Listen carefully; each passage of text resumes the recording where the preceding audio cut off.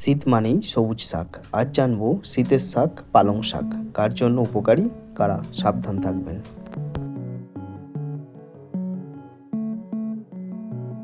Welcome to my channel health care news. Health care নিউজে আপনাদের সকলকে অনেক অনেক শুভেচ্ছা।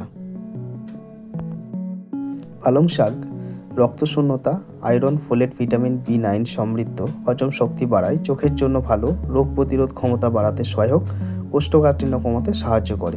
এর মধ্যে vitamin A, B9, C, K, E এবং এর মধ্যে iron, calcium, magnesium, phosphorus, potassium এছাড়াও ফাইবার, অ্যান্টিঅক্সিডেন্ট, ক্লোরোফিল, অক্সিলেট থাকে। কারা খেতে পারবেন? সাধারণ সুস্থ মানুষ, রক্ত অল্পতায় ভুগছেন এমন ব্যক্তি, বয়স্ক মানুষ, অল্প পরিমাণে ডায়াবেটিস রোগী, সিদ্ধ বা হালকা রান্না করে। কারা সাবধান থাকবেন? মনোযোগ সহকারে পড়ুন। Please like, comment, share and subscribe.